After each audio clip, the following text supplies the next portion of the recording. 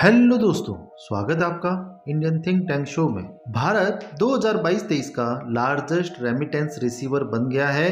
जी हाँ दोस्तों, भारत पूरे वर्ल्ड में नंबर 1 बना है। भारत में आने वाले रेमिटेंस का अर्थ यह है कि जो भारतीय लोग भारत से बाहर गए हुए हैं वह भारत अपने घर वालों के लिए डॉलर भेजेंगे, जिसे सरकार अपने पास रख लेगी तथा उन लोगों के परिजनों को डॉलर को रुपीज में कन्वर्ट करके दे देगी और इससे भारत सरकार के पास डॉलर का रिजर्व बढ़ जाता है और इसका इकोनॉमी पर भी बहुत सकारात्मक प्रभाव पड़ता है। भारत सरकार भी इस मामले में बहुत आश्चर्य में है कि हमें इतना रेमिटेंस कैसे मिला, अर्थात भारत के वह लोग जो बाहर जाके नौकरी कर रहे हैं, बिजनेस कर रहे हैं, उन लोगों ने भारत में इतने डॉलर कैसे भेजे, जबकि भारत सरकार तो रेमिटेंस कम प्राप्त होने का अनुमान लगा रही थी। इसका कारण यह है क्योंकि रूस यूक्रेन युद्ध से यूरोप की स्थिति बहुत डवाडोल चल रही है। कई बड़ी बड़ी अर्थव्यवस्थाएं मंदी में जा चुकी हैं, लोगों को नौकरियों से निकाला जा रहा है तथा अमेरिका में भी हालात काफी खराब है, वहां पर भी लोगों को नौकरियों से निकाला जा रहा है। और तो और अगर मिडिल ईस्ट की बात की जाए तो ओपेक देशों ने भी अपना प्रोडक्शन कट किया,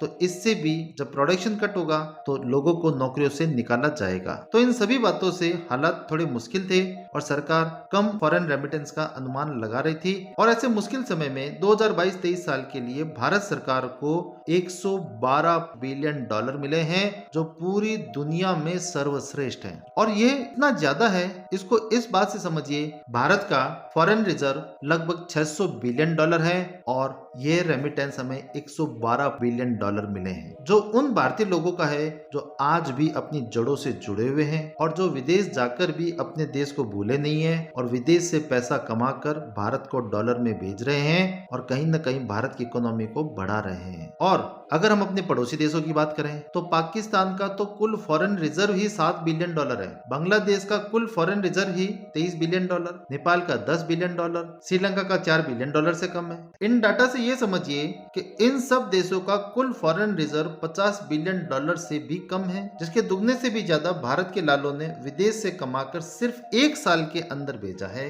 और इससे भी बड़ी बात यह है कि पिछले साल की तुलना में इसमें 26% की ग्रोथ देखी गई है और पिछले 5 सालों में इस 26% की आधी ग्रोथ भी नहीं आई थी। तो इस बार भारत के फॉरेन रेमिटेंस में जबरदस्त उछाल आया है। परंतु अब लोगों के मन में एक डाउट जरूर आता है कि क्या हमारी इकोनॉमी इस रेमिटेंस पर ही निर्भर है? अगर किसी कारण से भविष्य में ये रेमिटेंस नहीं आया तब क्या होगा? ऐसा नहीं है दोस्तों, इसको एक उदाहरण से समझिए।